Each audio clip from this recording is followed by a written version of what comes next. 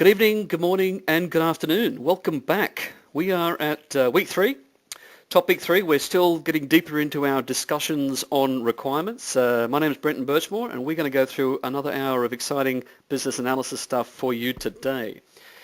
Now, we do have a couple of other things scheduled to cover with you tonight. We still have our awesome team with us. We have Margie and Guy who are manning the questions. We'll be hearing from Guy in a moment, actually. We'll talk a little bit about the work that you guys have been doing last week, the homework activities.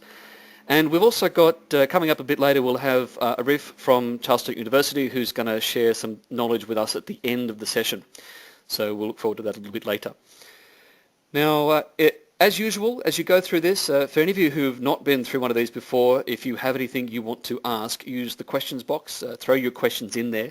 We will pause momentarily from time to time, and we're usually only able to grab a few questions, and we'll do our best to grab some of the exciting ones.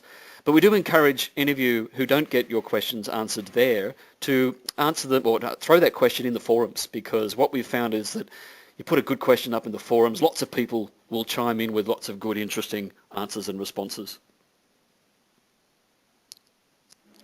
Now, let me just check with Guy before we kick off and go into our content for tonight. I believe, Guy, you've got some examples of some things that people have done from last week's homework that are worth having a chat about? Yeah, very much so. They speak a lot to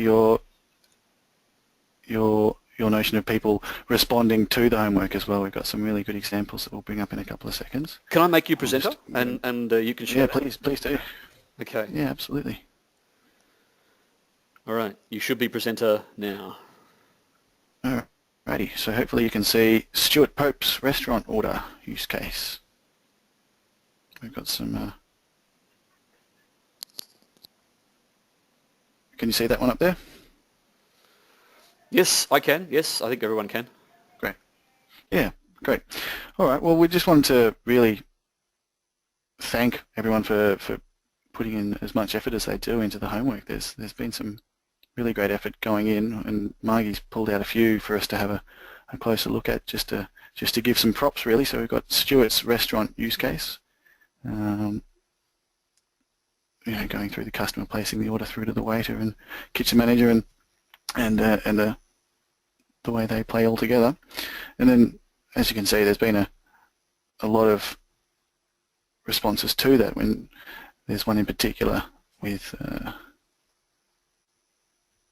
cinema buying tickets, but there's a coffee one. This is by Tavis King.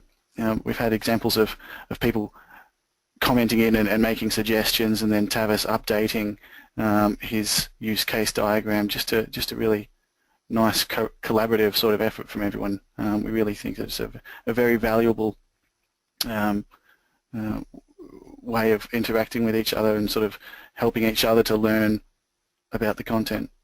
And we've really appreciated the way that goes through, and we want to make sure that you guys know that your efforts aren't sort of to no avail. We think that it's a really nice way of making sure everyone's getting involved. So yeah, here's an example. Tavis has taken some input from Lance and improved his diagram. We love our coffee examples, don't we?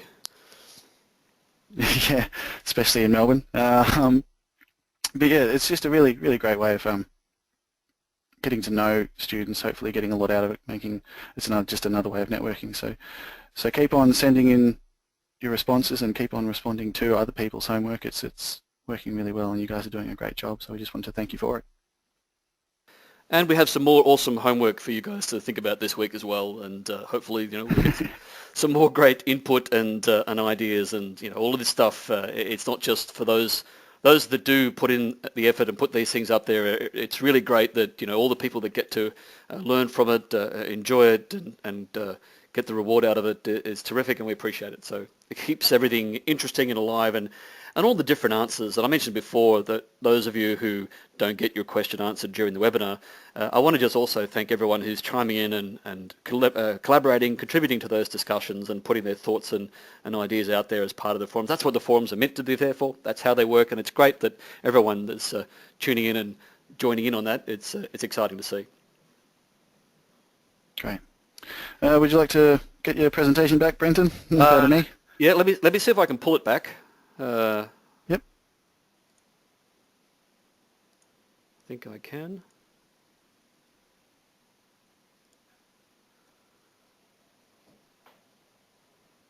Beauty. Just wait. There you are. Okay, all right.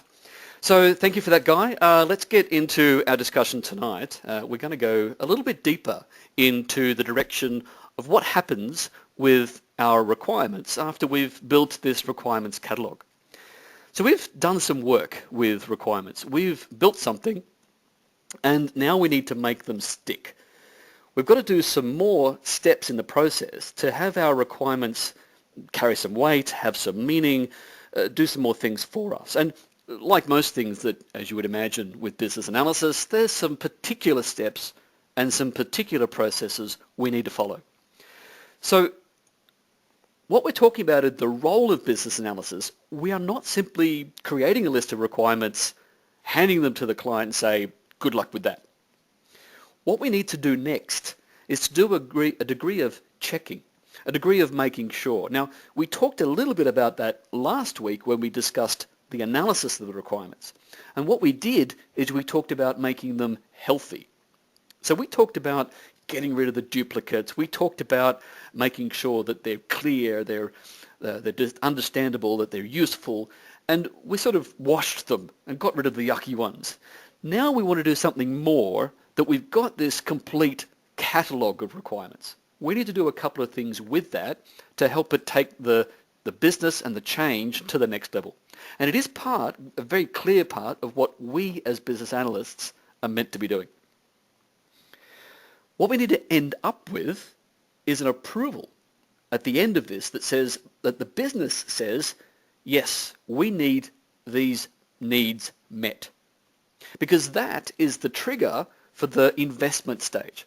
That's where they say, well, we're now going to have to find some money, some funding, some budget to go about solving this, meeting these needs. What needs? These needs. These needs that we have rubber stamped. Which ones are those? That's what's going to come out of this discussion tonight. So this process of getting things rubber stamped, it also has the important function of making sure that all of the relevant stakeholders have their say. Now, a lot of us might be used to or familiar with situations where we don't always necessarily advertise and talk about all of the ideas because someone out there is going to disagree with it and we're going to have an argument with them. Well, as business analysis, that's a necessary thing. Not necessarily the argument, but we need to get all of the relevant stakeholders to have their moment. The reason being is because if we go into a delivery phase later, an investment starts to happen, a project comes out of this, if we don't have the issues dealt with at this stage, then they're going to be a lot more acidic, a lot more damaging, or potentially quite problematic and risk to the success of the project. So if we don't consult Fred and Mary, and we don't get their grievances out in the open and discussed and debated and resolved as part of this approval process, then typically what happens is that there's a chance that Fred and or Mary or both may want to come along later and take over the project, poison the project, hijack the project, damage the project, and all of that's going to damage the success overall. So it's much better to have, shall we say, robust debate at this approval stage than it is to have the confrontations later when money's been earmarked and everyone's got an expectation of what's going on, except for Fred or Mary, who didn't get their opportunity to have their say and have their voice heard during the approval stage of these requirements. Essentially, the business can't or shouldn't fund a project for change unless they know that it's what they really need. So what we need to do is make sure that all the stakeholders are firstly aligned and then on board with it. And this is what we're going to go into in a little bit more detail, or at least conceptually, over the next half an hour or so. But what the business ends up approving is what it will take in order to get the outcome that they're looking for.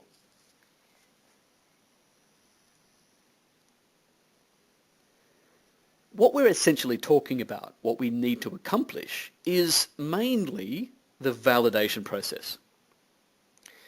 The validation process, however, I want to separate the difference between verification and validation. Now, these are tricky words. They can often have similar meanings, and you'll often find in some organizations, in some places, people will use these terms interchangeably, or in the reverse. And I have seen people in analysis actually swap them around. And this can be tricky. We're using how the Baybock defines these. We're going with the accepted use of these terms. So I want to drill down on what we mean by the difference between them. The verification process is really part of what we've been doing all along with our analysis.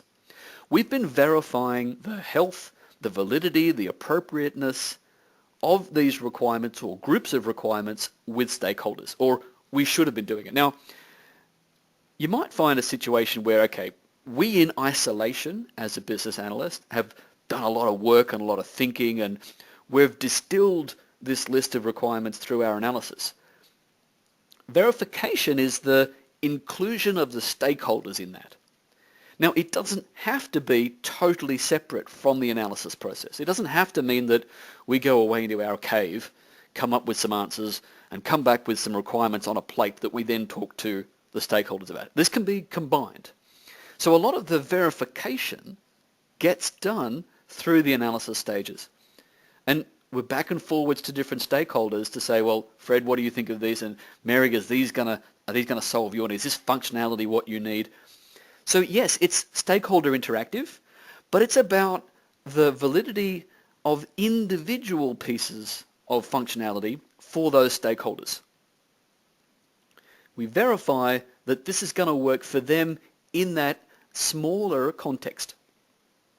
What we're doing with validation, however, this is an approval process that focuses on how this set of requirements, when taken all together, is going to meet the business needs of the organization.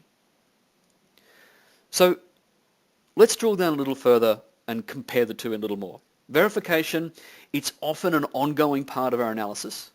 It's often linked to that.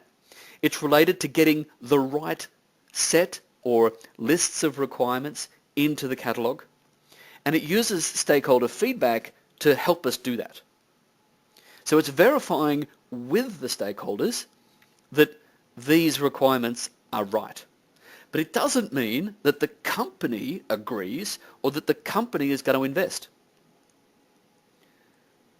Another way you can think of this is to say, well, verifying is more to do with assessing the truth and integrity of these requirements, whereas validation is about saying, well, are we going to get the right value out of this for the organization?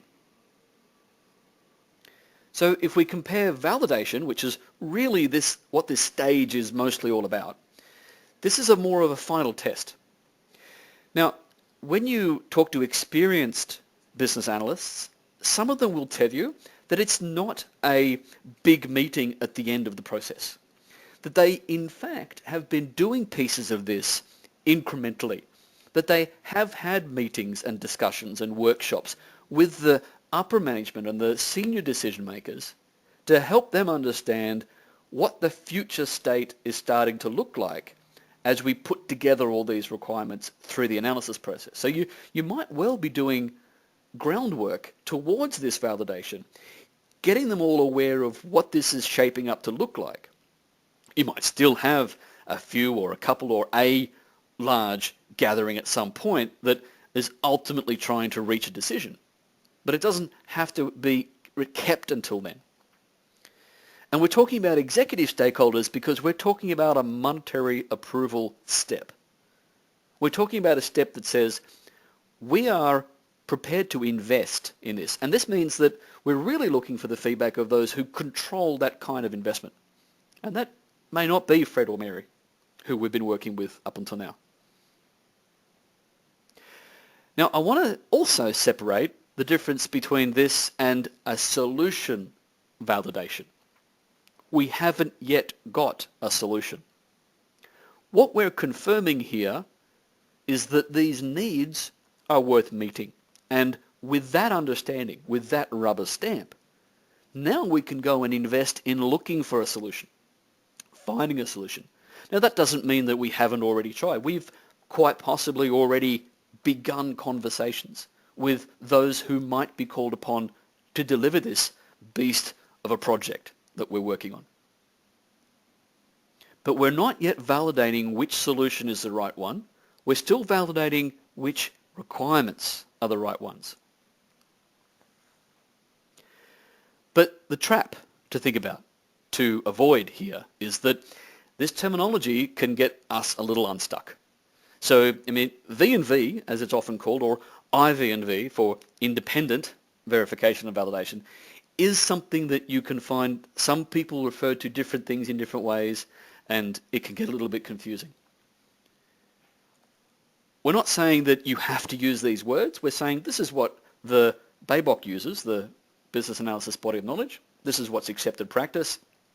If your organization is absolutely stuck in the mud using something different, well, that can be okay as long as everyone understands what it means and what we're trying to do with each step of the process. Let's have a quick poll, and then we'll see if we've got any questions coming up. The poll I want to ask you is, what would be in your organization or an organization that you're familiar with, what would be the worst consequence of not having a form of validation process? Let's launch this for you.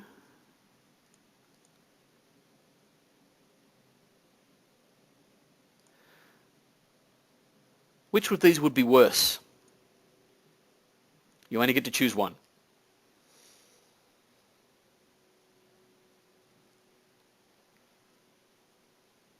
I'll give you all a minute to read and think through that and make some comments.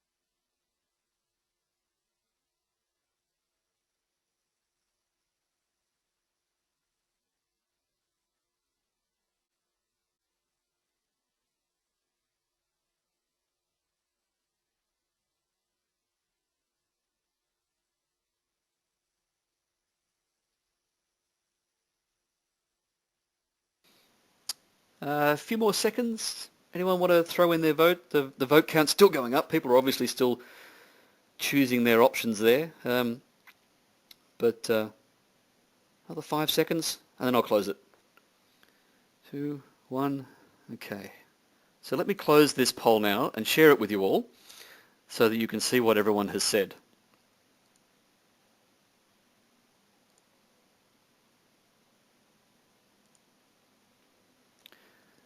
There you go. 60% have chosen option 5. Probably getting not what you want. Now, if you go back to what we talked about in week 1, that simple fact was one of the biggest driving forces behind the existence and the creation of business analysis as a profession and as a function, going back from even from the 80s.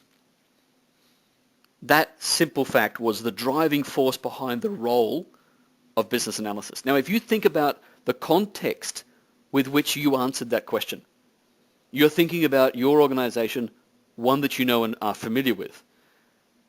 The correlation that this suggests is that if you didn't have some sort of validation process that says, yes, this is actually what we need, and that is precisely the primary role of business analysis, then you probably get something other than what you want or other than what you need.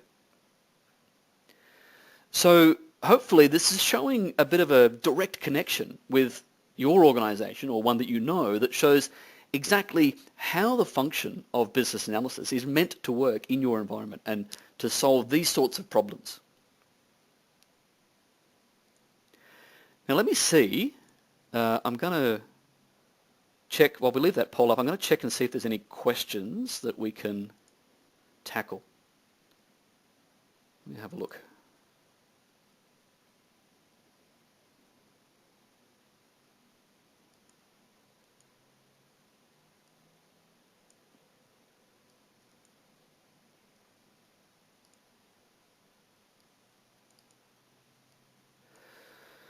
Okay, so I got a question from Dilip asking that, in summary, can we imply that one, validation, are we building the right system, and two, verification, are we building the system right?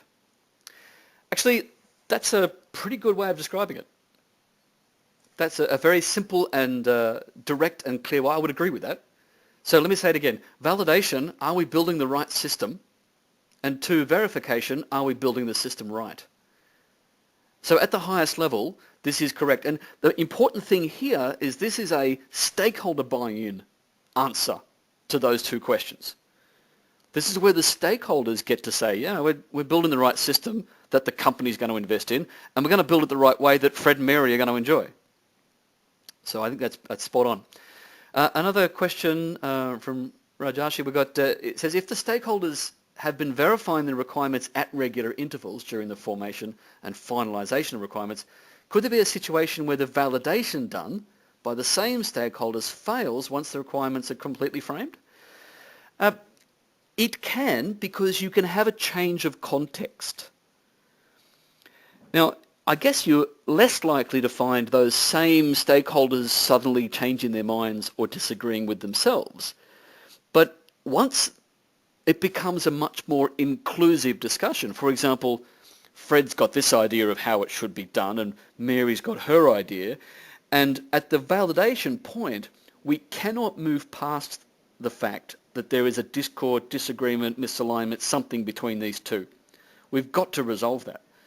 And if that exists, then absolutely, you're going to get a situation where there's going to have to be changes to what people decide is right. Because we shift from the context the stakeholder held up until that point based on functionality, we shift the context to one as what is right for the business in a more holistic sense. So it can happen, but that's some of the examples of how and why it might happen. We've got another question. Are there any special techniques that can be used to extract common requirements required by clients if a company delivers the same products to all clients following an agile process?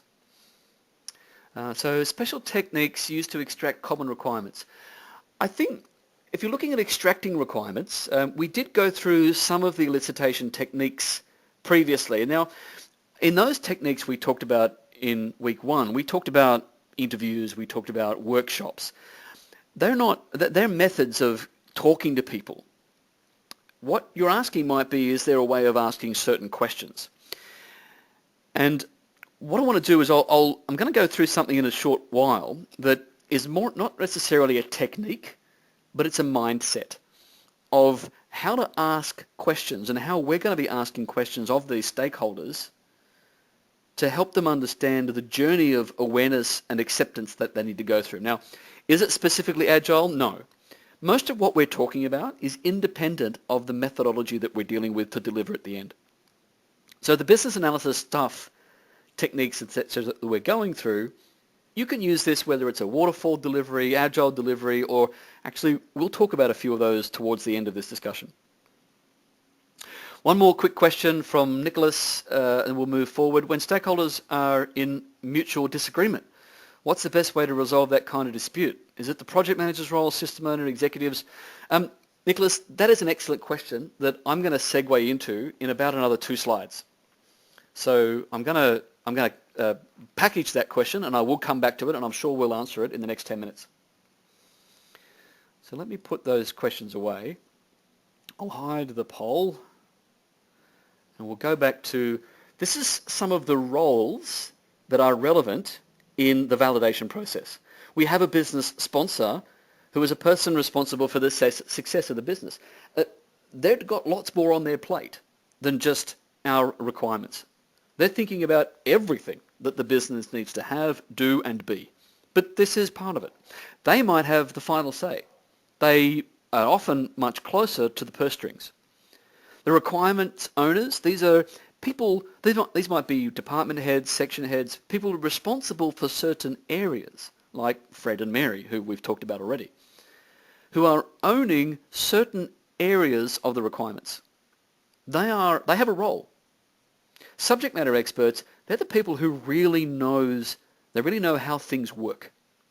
They might be also requirement owners. Fred and Mary might really know what's going on, but then they might not be experts. They might have a managerial role. They might know a lot about many things, but they might work with experts that really know the details. Those experts may have a role to play in validating what the company's going to invest in. We might also have input from people who are going to be involved in the delivery of this. The developers, the creators, the people who are ultimately going to be building it. That we might be having an internal delivery where we're already dealing with people that are saying, we're going to end up having to build this. If this requirements are going to be met, then having their input is often very valuable. The testers, they're the people that end up deciding whether or not at the end it's done what it's done. And we'll go into that in a little more detail when we talk about traceability in a little while. And of course, the project office. Ultimately, if this goes ahead, it's going to become a project. Somebody's going to be responsible for the project constraints. The budget, the scope, the schedule. Getting them to have a say at this point is very valuable. If meeting these requirements is contingent upon something like saying, well, it needs to be done before Christmas, good to have project management involved to say, you're joking. We can't possibly get this done by Christmas. Useful to know.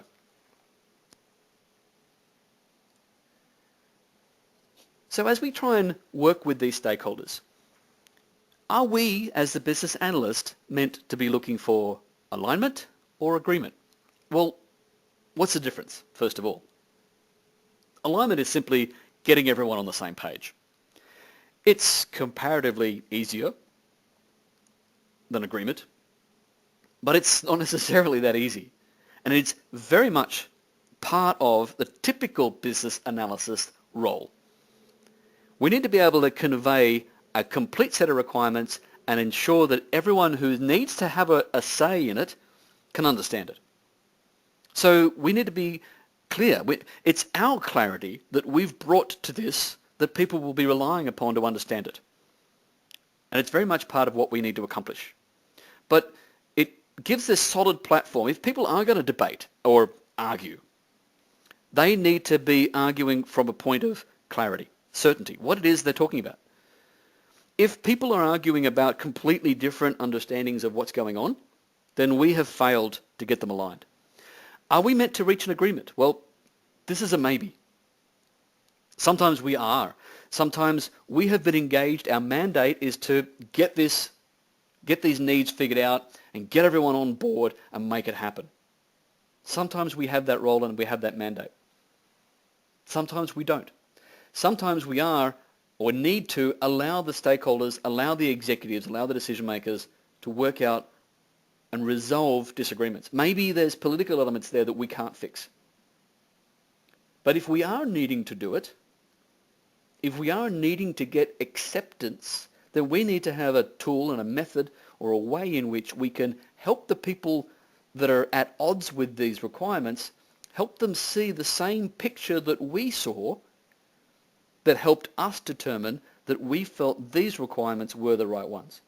So when we're working with stakeholders to get them to see our view, our logic, our understanding, there is some process that we can go through that'll help with that.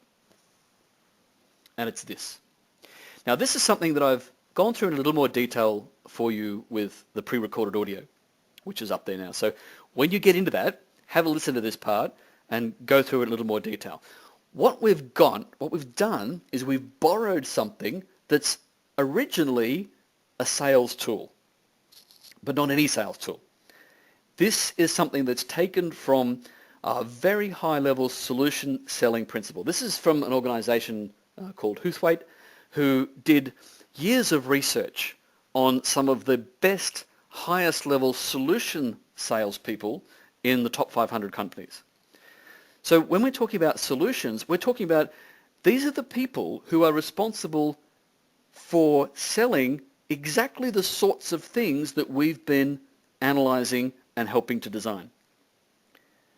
So those that are consistently successful, what they did with their research is that they capitalized on understanding what were the things in common. And there was a consultative process, a sequence of stages of understanding that they went through with their clients, with the people that they were looking for buy-in. Now, this methodology, this consulting buy-in process can be adapted to any situation where we want to get agreement from professionals about a business situation. It can be used to get your boss's buy-in. It can be used to get your customers' buy-in. It can be used to get the board members' buy-in. We can adapt it. Now, if we look at what these things are, these are sequential.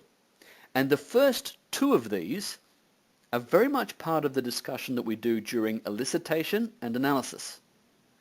Remembering, this is a consultative process working with stakeholders.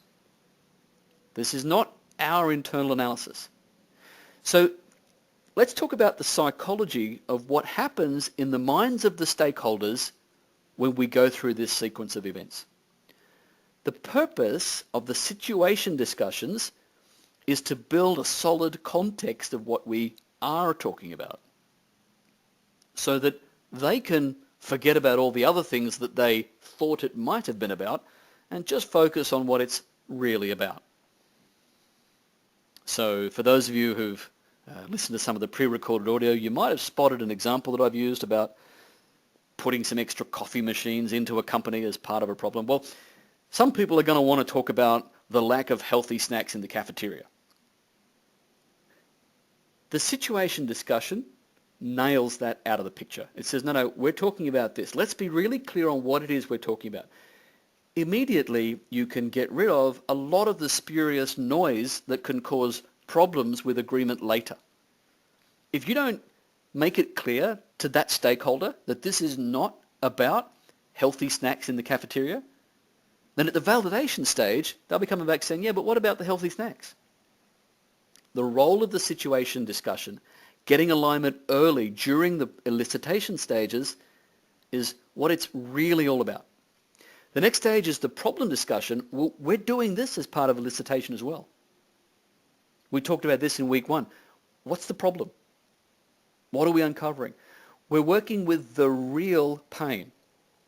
As we uncover this, as we help the stakeholders get clarity of what the problem really is, we move from what they all assumed their problem was, and we drill down and find out what it really is. So we're already doing these first 2 steps. But the exciting part happens in the next 2 steps. If we help the stakeholders to understand the implications of these problems, what that means is we're helping them understand the cost of doing nothing. Implications is about how much does it hurt really? How bad is it really? Now, it's human nature for us to want to ignore the answer to that question. It gives us stress. If we think about our problems and how much they really hurt, it is human nature to want to solve them, to get rid of that hurt. And we protect ourselves from that by mentally shutting out that pain because we've got other things to do today. And that can happen on an ongoing basis. Helping stakeholders to know exactly how much it costs them to suffer these problems, it helps them find a reason to invest. Ultimately, at the end of all of this, money's going to have to come out of the pockets. The pain of doing nothing is balanced against the pain of forking out the dollars or going through the change. The vision stage is where we work with the stakeholders to guide them towards an understanding of what would give them their brighter future. This is where we ask them, what if you had this? What if you had one of those? What if you had a coffee machine on each floor? Oh, that'd be great, says Fred. That means that not only would we have less waiting time, we could just go right here for our coffee. That'd be terrific. That's a great idea. Mary says, well, what did you have a coffee machine on my floor as well? Well, okay, let's put that in the plan. Let's talk about that. Now what you've got is people, stakeholders, contributing to what they feel the requirements should be, and they've been guided there because we've led them through a clear understanding of what it's all about, what the problem really is, how bad does it really hurt, and what would the solution really look like. It's inclusive. So when we get to the validation stage, when they've been a part of contributing towards building this solution, they're a lot more likely to get on board with it. They're a lot less likely to argue with an idea that they feel some sense of ownership towards. If, on the other hand, we don't do any of this, and we just rock up to them one day with a list of requirements and says, here's what we think you need, and they don't feel any sense of ownership, or they don't feel an understanding of why we should invest in this, and they're not too sure what problem it's solving, validation is going to be a lot harder. They're not necessarily going to be as easy to buy in to all of the hard work and all of the thought we've put into it. It becomes a contest. We then have to convince them. By doing this as a sequence and doing it as a progress, we carry them on the journey with us. It's not this big confrontation that happens at the end. Now, we could spend an hour just talking about this, which we won't. But I want to show you how this can work in keeping with this. Now, lots of us in business analysis will never need to be the person looking to get agreement, but occasionally we will be. Let me just see if there's any questions before we go into the next step and talk about those. Are there any questions that we need to... yeah, we've got a couple. We've got a couple here. Let's have a look at these. Is it important to emphasize that there is no perfect technique? You need a toolbox of techniques. Look, I agree. What we're trying to do with these webinars is to give you a conceptual understanding. We're trying to talk mostly about why things happen, and I think that echoes the point that you're making there. There is no perfect technique. There's no silver bullet. I mean, having said that, the consultative buy-in method that I've just presented to you is one of the effective ones at its job. But I've also said that that's not always what we have to do as a BA. The role of BA can be quite varied as well. It depends from company to company, from project to project. Another question from Neville. How do you elicit requirements from stakeholders with whom you have no ability to interact? So remote users of a website. So there you would use modeling. You would you'd use hypothetical modeling. You would look at how it works in other situations. You might look at other industries. You might look at other organizations. You might look at examples. If you're looking for real innovation, then you have to go more hypothetical. And you test a bunch of cases. You say, well, what if these people whom we can't talk to, what if we did it this way? And you get the stakeholders that you can talk to. Say, oh, here's a problem, that's a problem, this is a problem. That idea, you might can that, you'll toss that one out. And you might keep working through a series of examples that get more and more refined. You can also more deliberately reach out to them. Costs a bit more, takes a bit more time and effort, surveys, hard to get. But there are typically ways to get access to everything, anybody. There's no one that's totally unreachable. It's just a question of whether or not there's a budget available to allow you to reach out to them. And if you can't, you can hypothesize.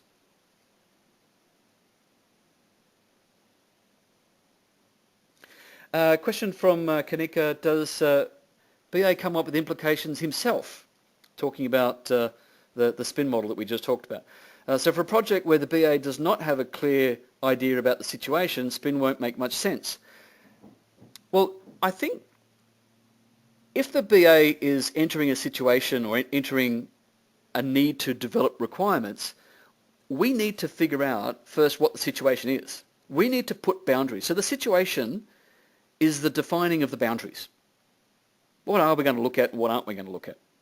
So going back to my example, if you're looking at a problem of why is there long queues for a coffee, are we going to be interested in whether or not there's salad on the snack bar? So that's the question we need to determine. And we're unable to escape the fact that we need to put boundaries on the breadth of investigation we're going to go through. And that's what the situation discussion is all about. And by doing that with stakeholders, we get an alignment on that. So we don't have a situation where we're working with Fred, all about coffee, and Mary comes in and says, well, no, it's all about the cafeteria in general. Well, we need to resolve that conflict. We need to resolve that discrepancy. And we can't do that unless we've got some kind of clarity for ourselves of what our situation is that we're meant to be tackling. One last question for a moment from Paul. Isn't there a feedback loop from implications back to the situation problem? Yes, there can be. You can discover that certain problems aren't worth solving. There just isn't the motivation for it. And so some requirements get dropped because stakeholders come back and say, actually that's not really that painful. But usually that's because something else has become painful or has become realized as being more painful, and the opportunity cost kicks in. And we say, well, we're going to drop these other things as a result of our implications discussion because these other requirements are proving to be more of a problem, more painful than we might have first thought.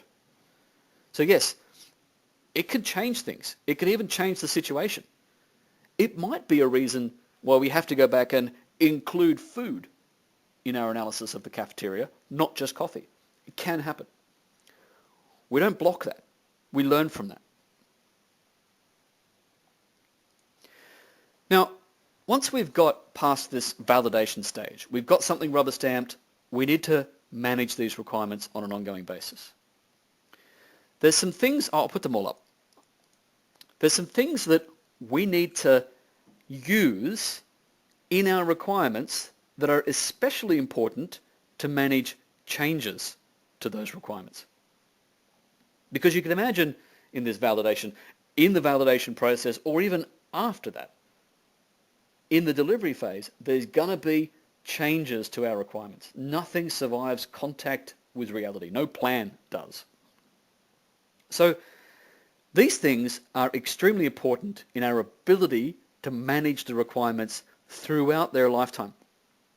Now, simple, obvious things like a requirements ID. We need to be able to identify each requirement. It's got to have a number. It's got to have a nomenclature that codifies it.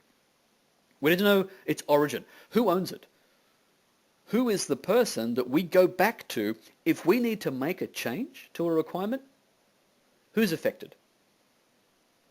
Who do we need to talk to? Where's it come from? Cross-referencing says, well, what else is going to be affected? If we change this requirement today, with good reason, what's going to be affected by that? What other requirements are dependent upon it? What others are contingent upon it?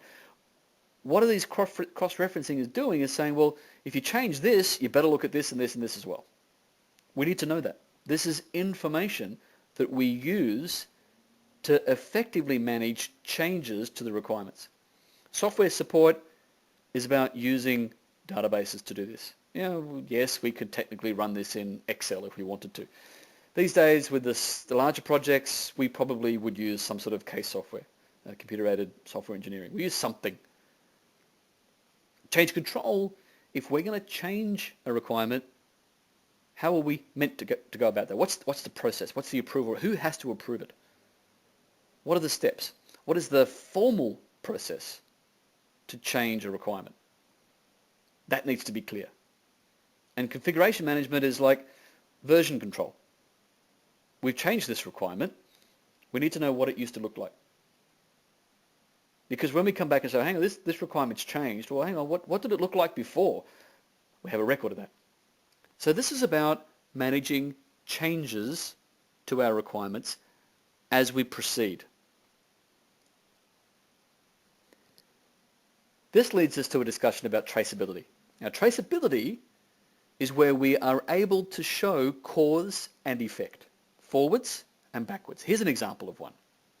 So I want to draw your attention to the columns here. You see the second column? That's the requirement.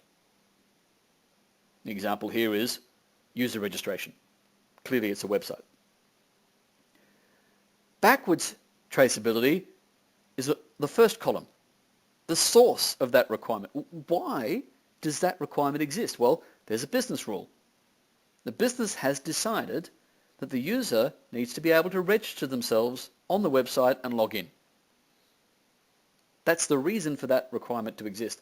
If we're going to change that requirement in any way, that reason for it, that source, is highly informative. And so traceability is our ability to look back and say, oh, okay, that's why it's there. Looking forward, you look at the last column, the test case. How are we going to know if it's actually working? Now, the other two columns, the design element, the code function, they might change depending on what it is we're building. They are useful, informative, descriptive elements depending upon what this requirement is and how it's going to be deployed. So forwards traceability helps us to see the cause and effect of what the result might be. If we're going to change one of these, that traceability helps us to see the consequences of that change. Backwards traceability helps us see why the requirement exists the way it does. If we're going to change that requirement, that backwards traceability will help guide us to ensure that the changes that we make take those original reasons into account.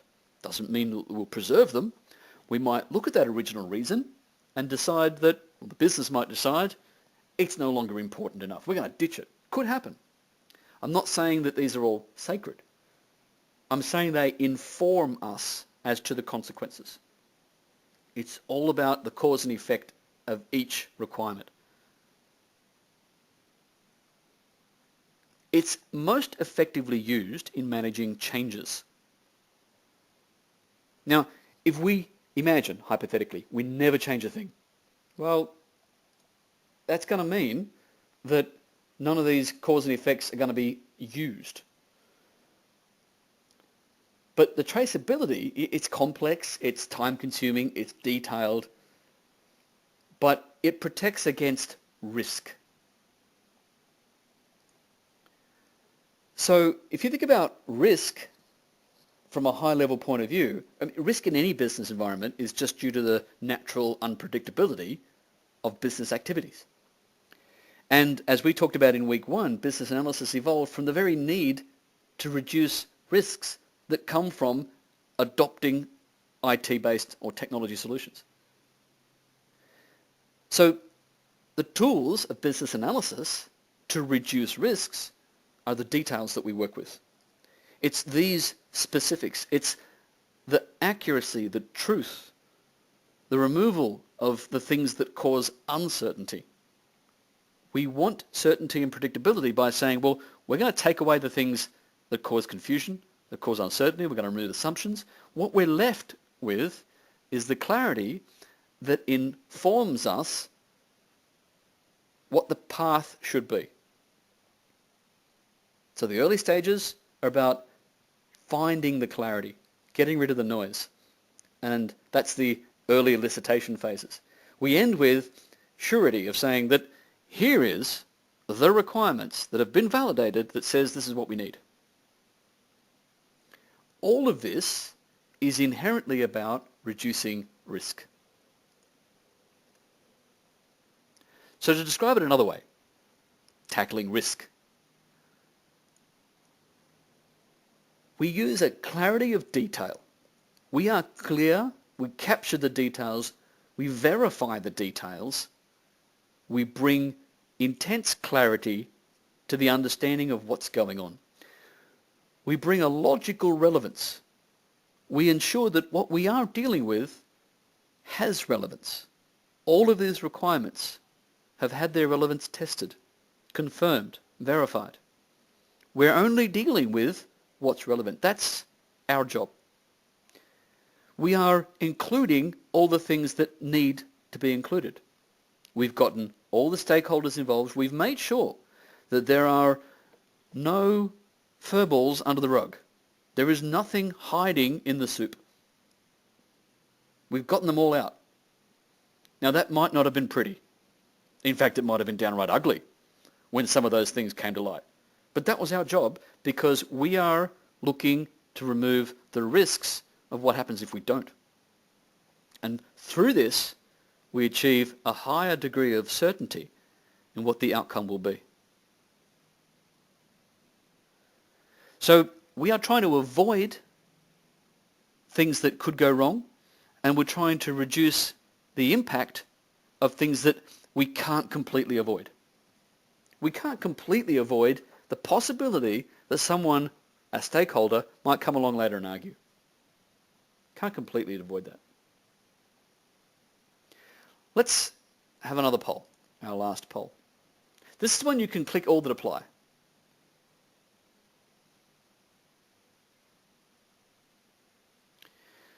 Which of these risks do you think business analysis can have a large impact on reducing? You can tick as many as you like. I'll give everyone a minute to tick that one.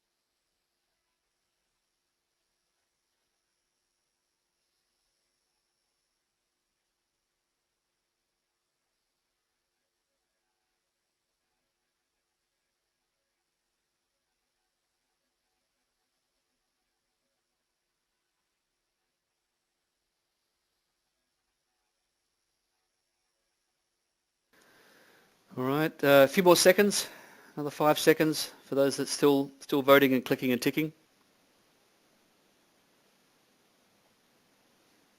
All right, so we've got 80% voted now, so I'll close that and I'll share with you.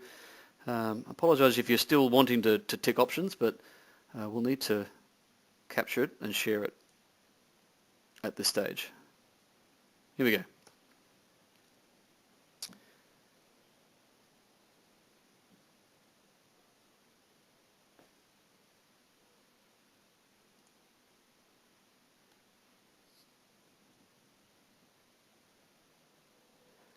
So the big winners, not being able to decide what is needed and spending too much on changes along the way. Probably closely linked.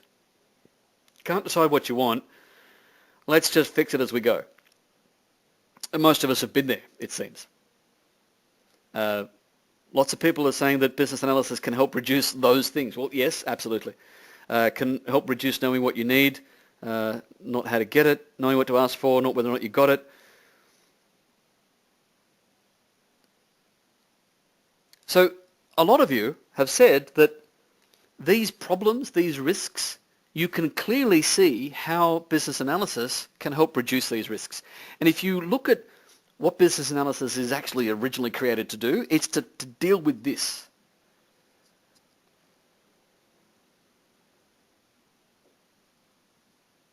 So let's talk about how this works with some of the delivery models.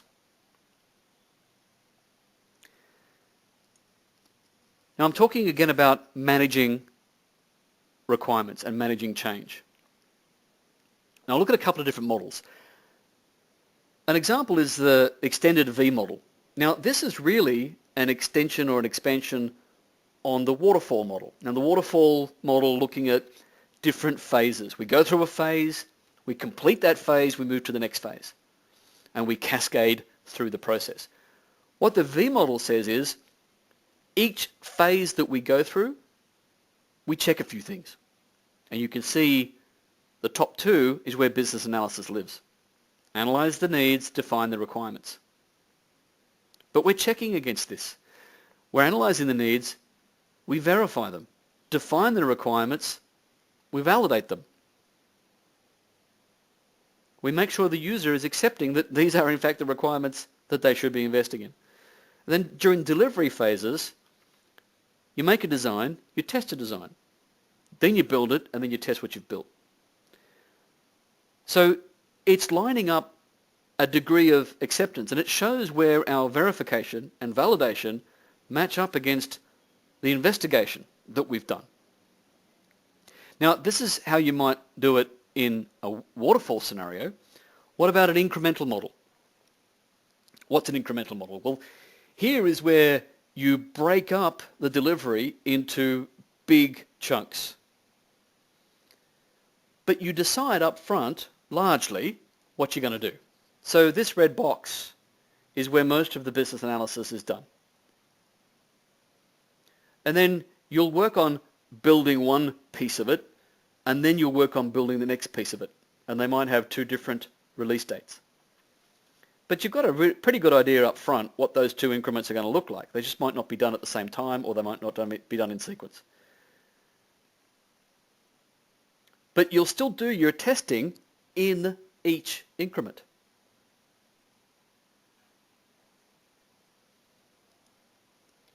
The iterative model.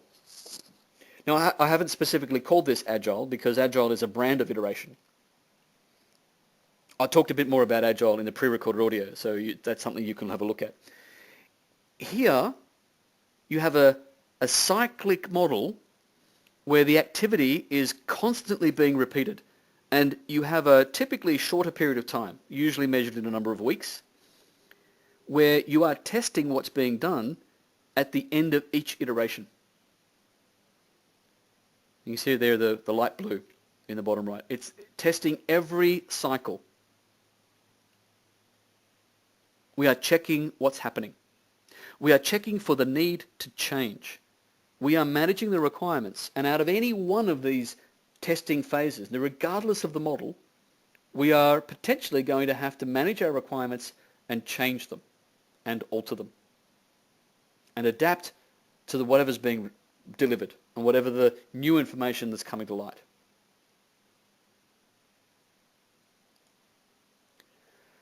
So, to our homework.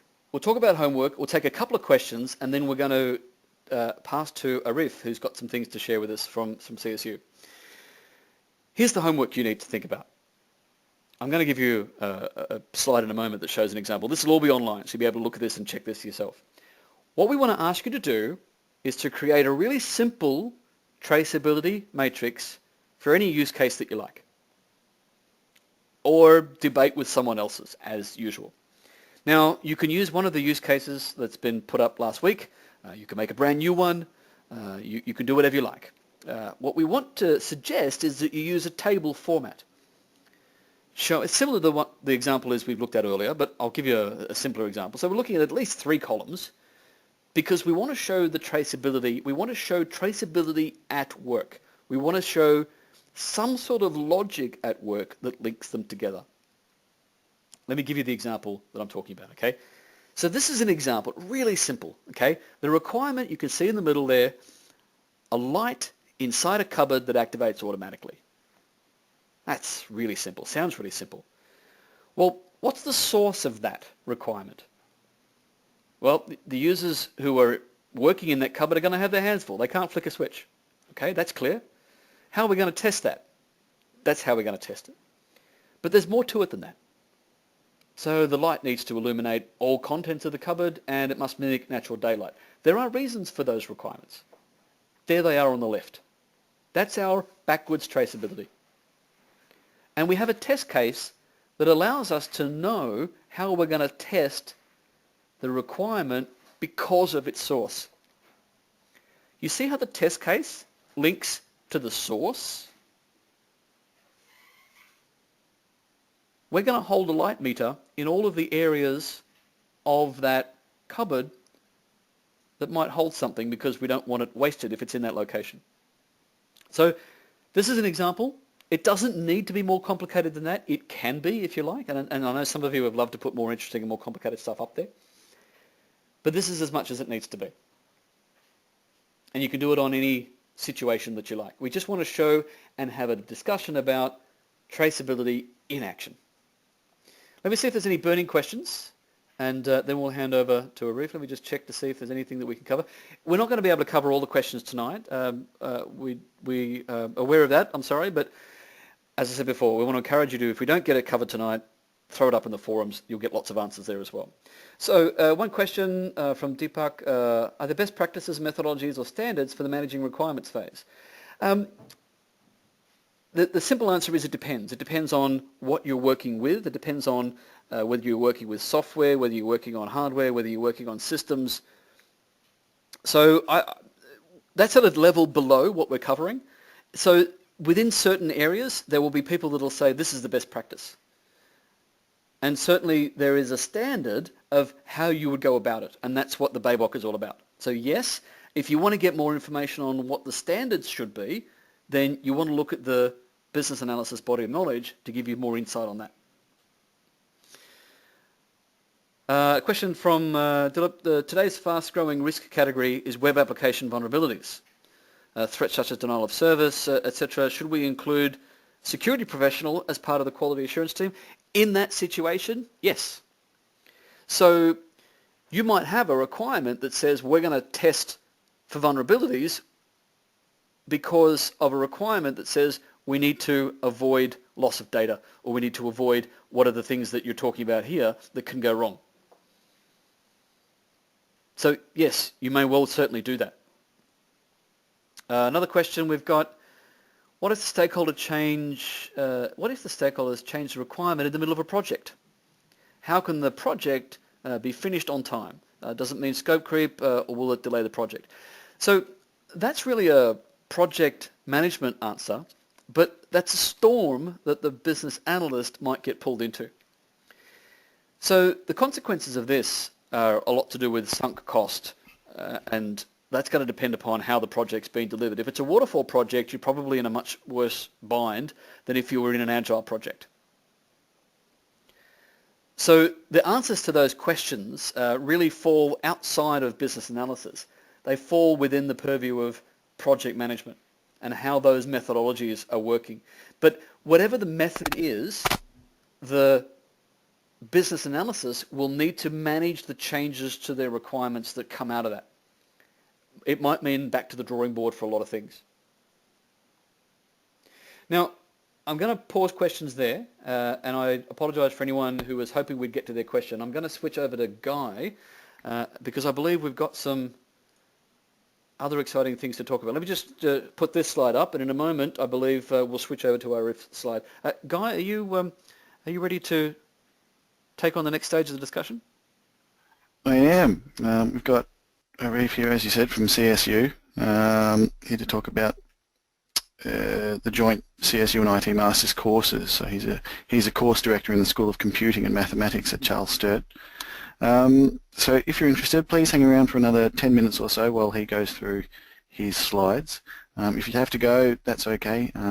This isn't part of the course, but yeah, we'd really like you to have a look at what is available out there. So yeah, we'll welcome Arif in a couple of seconds. And as always, if you have any questions of Arif or about the CSU and IT Masters courses, please send them in via the GoToWebinar chat function, and we'll try to answer them for you. So yeah, if Arif, you're about, we'll get your slides up. And thank you, Brenton, for the lecture. Thank you. All right. Thanks, Guy, and thanks, Brendan. I hope you can hear me fine, Guy. Yes. Yep. Loud and clear. Okay. Okay, that's good. I'll just share my screen. Okay.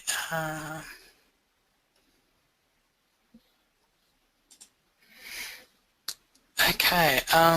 Can you see my screen, Guy, now? Yep. Okay, that's good. All right. Okay, so let's start. Thanks very much, Guy, and thanks, Brandon, and hi, everyone. My name is Arif. As Guy have introduced me, I'm a course director at Charles Sturt University, and I'll give a brief introduction of Charles Sturt University and IT Master courses that we have. And particularly, I will talk tonight about the Master of Management information technology course, which has this business analysis subject in there as well. Okay. Okay. All right. Just a brief introduction of Charles Sturt University. So Charles Sturt University, or CSU as we call it, it's a regional university in Australia. We have multiple campuses here in Australia. You can see some of the lovely pictures that we have from our different campuses. So we have campuses in Wagga Wagga, in Bathurst, in Albury, Port Macquarie. So I'm talking from Wagga Wagga campus. And we have our partners like IT Masters in Melbourne. Just a quick fact sheet about CSU. In 2015, from the UCube Higher Education Statistics, you can see from here that CSU was the top, the leader in the postgraduate IT courses in terms of the student numbers. So you can see clearly that we had close to 2,000 students in 2015, and we still have very fantastic numbers in our postgraduate courses. We are one of the very starting university with the online education provider as well, and as you have seen in this short course and the others, that we have fantastic facilities for our online courses, and you can be in anywhere in part of the world, and you can still get the high quality knowledge and the courses from our university and from our partners like IT Master. Okay, some of the quick facts about our courses. So our master level courses, they are fully recognized courses from the professional bodies and different kind of industry organizations. In terms of the duration and the courses, you can take course as a part-time or you can take course as a full-time as well. So for example, if you're taking a full-time master level course, it is 1.5 years, 1.5 year course where you will have 3 sessions. Or if you want to take a course in part-time study, you can take it to the 3 years where you will have 6 sessions. And of course we have different kind of study options as well. If you want to speed up your course or if you want to slow down a little bit in your studies, I'll talk to these options later. As I said that our courses are delivered online, so you really don't need to be on the campus physically. You usually come to the campus on your graduation, but you can be anywhere in the world and you can enjoy high quality education from our courses and from our different campuses. As you have seen Brenton here today as well, tonight actually, we have very highly professional working in the industry delivering our courses. So that's really exciting part and feature of our courses. Another very important feature of our courses is the entry pathway to the master level degrees that a lot of industry working professionals, sometimes they don't have a formal qualification or undergraduate degree, and they think that because of not having that undergraduate degree make them not eligible for the postgraduate studies. But in our master level courses, we have this pathway that even if you don't have the bachelor degree but you have the industry experience, you can still get admission into the master level course by doing our graduate certificate level courses. And of course, whatever subjects or study you do in your graduate certificate, you get credit for that into your master as well. The beauty of our courses with IT Masters is that it's a very beautiful combination of academic and industry contents and all the material. So you will see in our courses, and I'll show you the example of our Master of Management Information Technology course, that we have the academic subjects and we have the industry subjects where our contents and the study material is based from the different kind of certifications in the industry that you require in your professional career. For example, if you're an IT expert and you're going into the world of virtualization and cloud computing, so you may have one of our course on the virtualization, and then you can sit into the certification of virtualization, and you can get the certification. So our contents are from the academic point of view, where you learn a lot of ideas, concepts, and deep understanding of the technology, and then you get the professional contents from the industry. So I'll just talk about the list of the courses that we have with the IT Masters. And of course, this list is not only limited to these courses. We always develop the new courses as well. So this list comprises of the courses that we have currently in 2016. So we have Master of Information System Security course. This is one of the courses that we have with IT Masters. We have another course, Master of Networking and System Administration. We have Master of Management Information Technology. This is the course that I will be using as an example tonight to give a little bit more detail. Then we have Master of Business Administration, focusing on the computing part.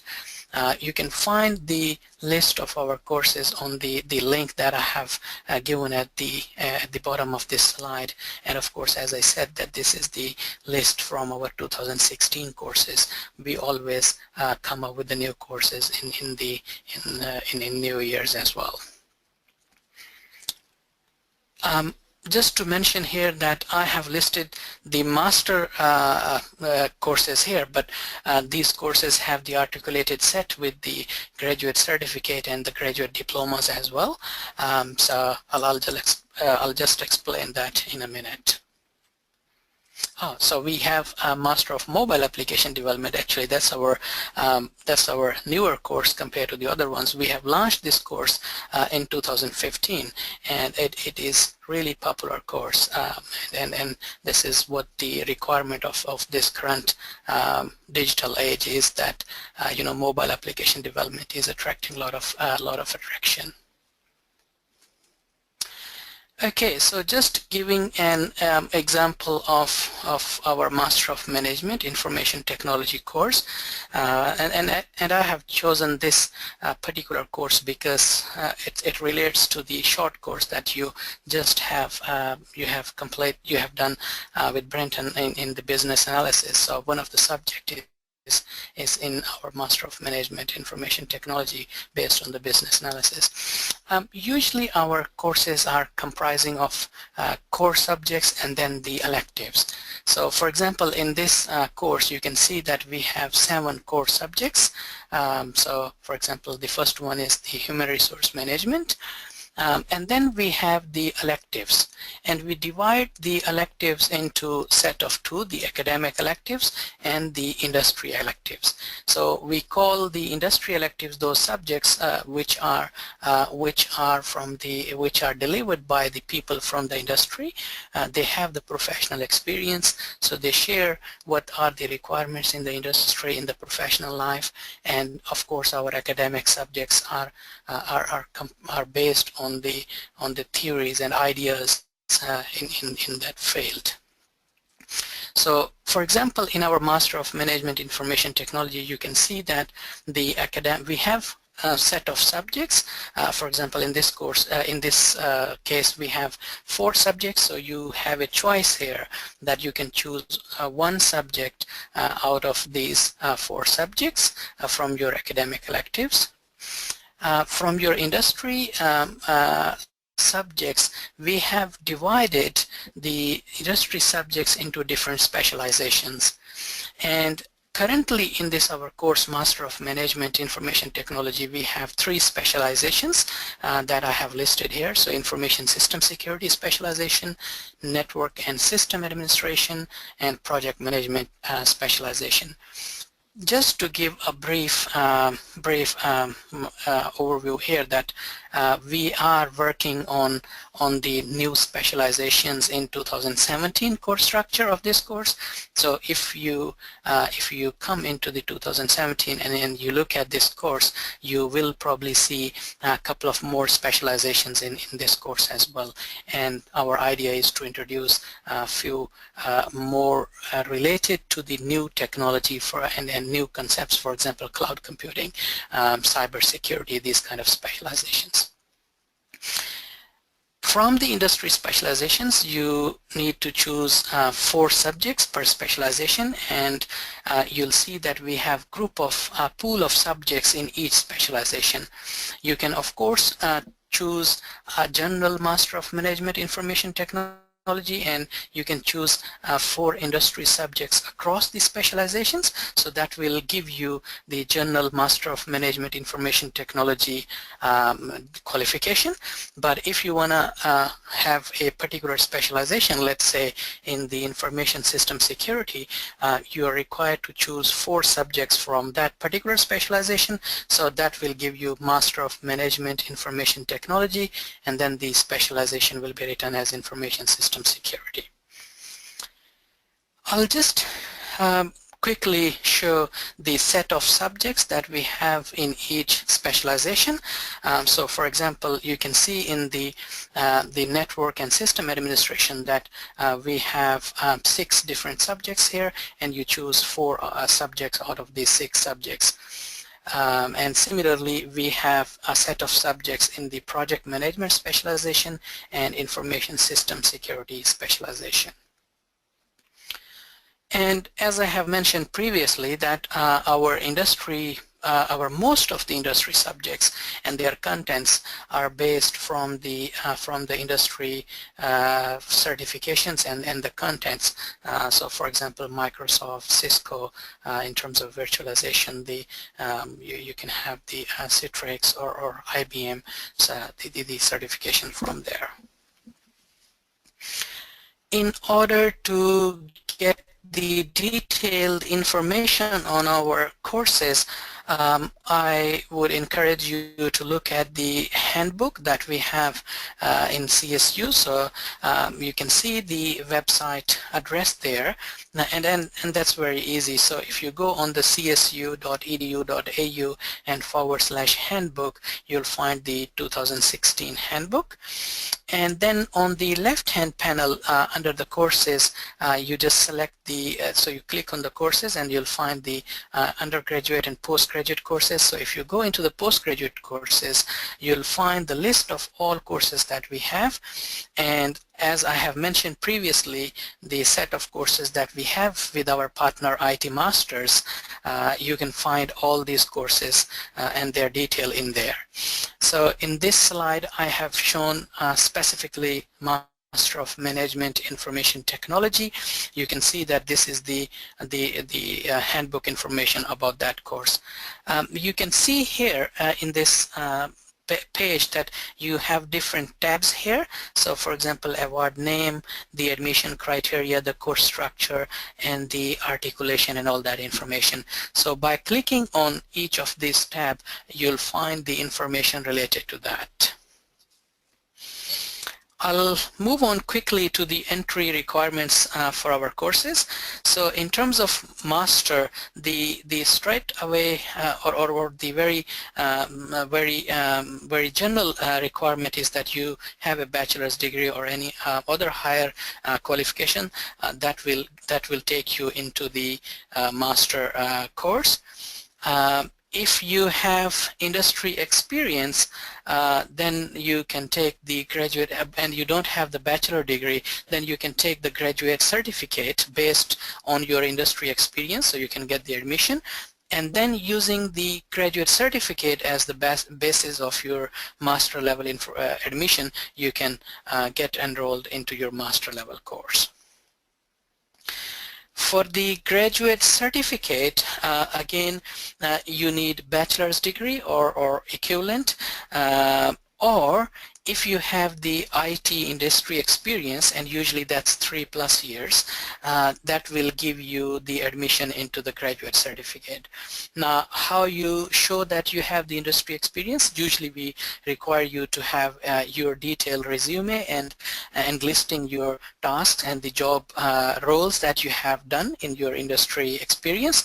So you need to submit that detailed resume with your application, and then that is assessed by the admission office, and if that satisfies the admission criteria, you will be offered the admission into the graduate certificate.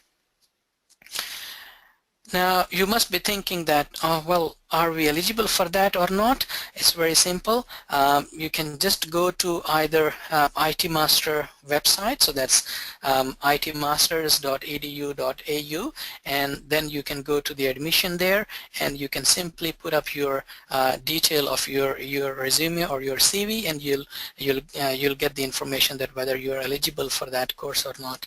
Or alternatively, you can go to the CSU website, so that's csu.edu.au /apply, and that's the online process. So just apply and provide your documentation, and we'll assess and we'll get back to you. I would like to mention here, and that's very important for us, that with all the admission applications, even if you are, if an applicant is not eligible for a particular master level course, we still try to find another course that is suitable for that applicant, and we provide the information. So, for example, if you have applied directly for the Master of Management in Information Technology and you're not eligible for that, we definitely will look your options for the graduate certificate, and if you are falling into that category, we will definitely recommend that you enroll into the graduate certificate, and once you complete your certificate, you can get the admission into master level course. So it's not that we just decide on your application yes or no. We definitely try to find the suitable course for each application. As I have mentioned, that each of our master level course has a nested courses inside that. So, for example, in our Master of Management Information Technology, we have a graduate certificate in Information Technology, and then we have the graduate diploma in Information Technology, which is the exit-only course, but then we have the Master of Information Technology.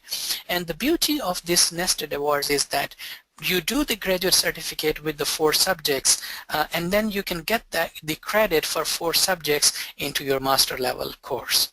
So at the end of master, if you are coming through the graduate certificate, you really have 2 awards. One is the graduate certificate, one is the master level course, but you have only done the 12 subjects which are required for the master level course. So you did the total 12 subjects, but you got the 2 awards, and even you can get more, the graduate diploma, if you want to exit early into your course. So that's really a beautiful feature, that whatever study you do, it is recognized in your course and it will give you the credit. In terms of the qualification hierarchy, of course, the undergraduate is the degree that you get at the university, and then after that you move to the graduate certificate and graduate diploma, as I have mentioned, and then after the graduate certificate and diploma, you will have the master level qualification. And in the professional courses, or the people working in the industry, the master level qualification is usually the maximum or the sufficient qualification, definitely with the industry experience, and that can take you at any level in any organization. But of course, if anyone is interested in the further education and study, the doctorate level course is there as well. So again, at the doctorate level, we have the professional doctorate, which is Doctor of Information Technology, and we have the academic doctorate, which is the Doctor of Philosophy or the PhD. Okay, in terms of time commitment for our courses, as I said, the duration, the full-time duration of our master course is 1.5 years. So you complete 12 subjects, taking 4 subjects full-time in one session, and you complete in 3 sessions. There are 3 sessions per year for the start of the course. So our first session starts in February each year, the second session in July, and the third session in November. So for this course, if you are interested, the November start date of the course is still available for 2016, and the application date is still open as well. In terms of the study commitment, we usually require that you spend 10 hours study per week on your subjects, and as I said, as I mentioned before, that you can speed up your study by taking the full-time study load, which is 4 subjects per session, or if you want to slow down your study due to some circumstances or reasons. For example, you have some extra work commitment, or you're maybe traveling somewhere, or any other personal reasons, you can definitely slow down your study. You can take the study load less than the 4 subjects, and even you can take a little break in between your study as well, study session, so that we call as the leave of absence. And as per the Charles Sturt University, you can have 4 sessions leave of absence, and if you want to have more leave of absence, more than 4 sessions, you can apply, and definitely your application is considered by the course director, and with the legitimate reasons, if the reasons are okay, we usually grant a few more leave of absences as well. So it's really easy that you can speed up your study, you can slow down your study if you want to, and we are very flexible with that.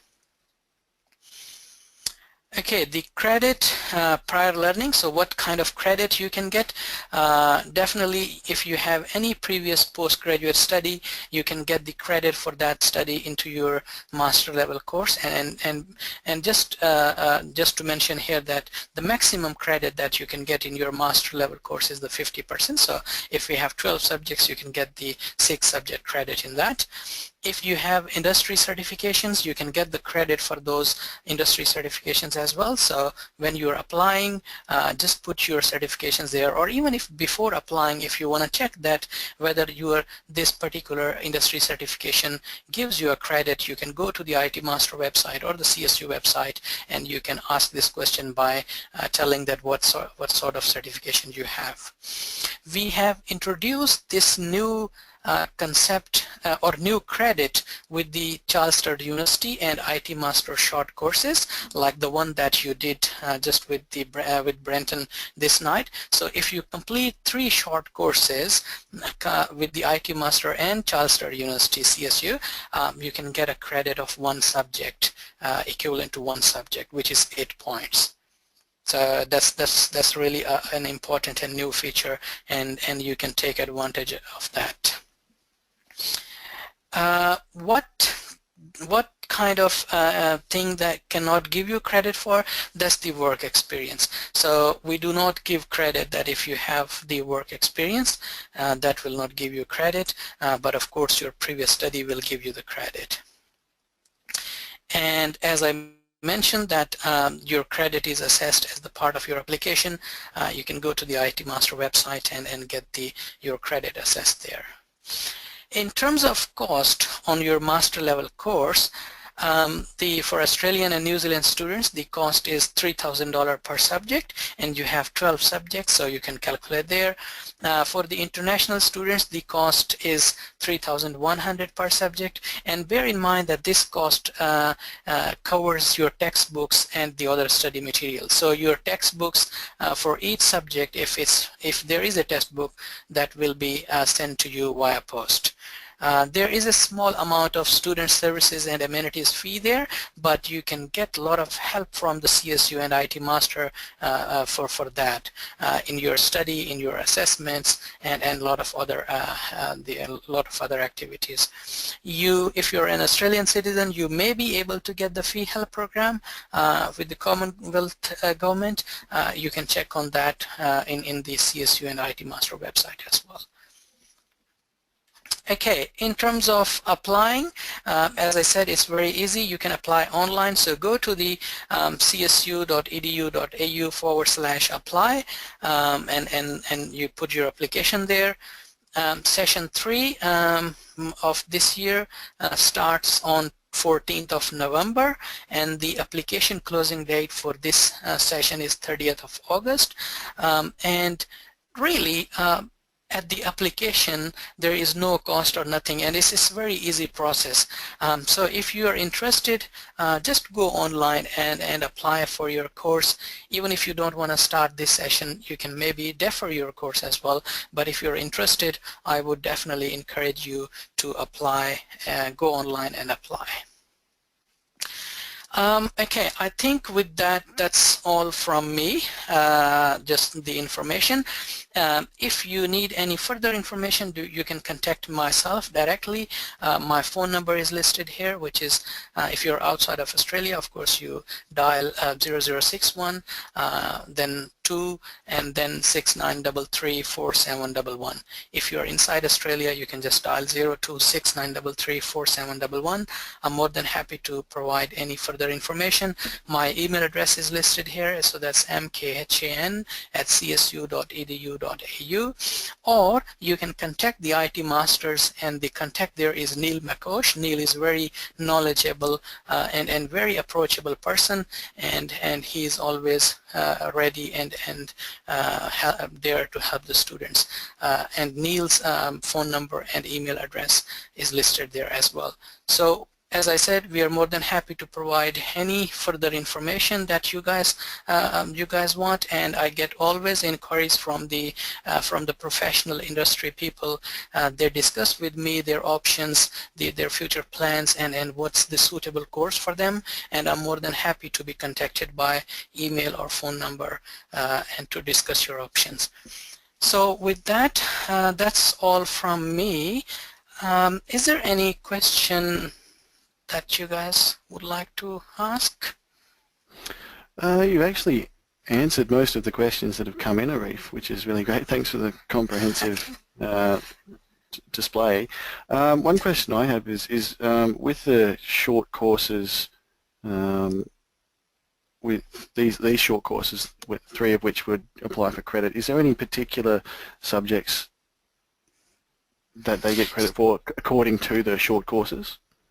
Yeah, so the general rule is that if you do 3 out of 3, if you do 2 IT Master short courses and 1 CSU, then you get the industry subject, and if you do 2 CSU short courses and 1 IT Master, then you get the one of the academic. For these particular short courses, we have the business analysis subject that's actually coming up, so we can give credit for that definitely. Great. Okay, well that's pretty much all of the questions already answered by your presentation, so thank you very much for that. Thank you for coming as always. No worries at all. Yeah, thanks very much, Guy. We'll see you in a few weeks. Brenton, do you have anything further to add? No, I think it's terrific. I didn't know that they were now giving credit for these combinations of short courses. I think that's a great idea. That's very exciting. Yeah, exactly. That's very interesting, and we thought, why not? I mean, students are getting the knowledge and skills there in the short courses, so why not the credit there? And our management has approved that one, and we are very delighted to give the credit for that. Exciting, but no, that's my questions answered as well. Thank you. Yeah, welcome. All right, thanks very much, Guy and Brendan. That's all from me. Okay, so I'll hand over back to Guy to you. Thanks, Arif. Yeah, so I'm going to sign out. Sorry, so I go with something else we need to cover? We just had a question come in from Brendan, actually. Do you have a link for the CSU specific short courses? Whatever CSU short courses we have, we do advertise through the IT Masters. So for example, we have on the cybersecurity, and I think we had one on the cloud computing as well. So if you are getting information from the IT Master short courses, you will be probably getting from the getting the information about the CSU short courses as well. Can we put those links up on the portal, Guy, in the next couple of days? Yeah, sure. Yeah, I'm working it for that now. yeah, if we can maybe just put it up there, that way anyone who's got some questions later can come and find the links and just click on them directly out of the course portal. Great. Yeah. All right. Well, from the sounds of it, everyone's about talked out. So I'll just say thank you very much to everyone again for joining us and for staying with us for the 2 talks now. And thank you for Brenton and Arif. Thanks very much. Thanks everyone, and good night if you're in Australia, or greetings as per your time wherever in the world you are. All right, and good night from me, and I look forward to chatting with you all again next week for our final webinar.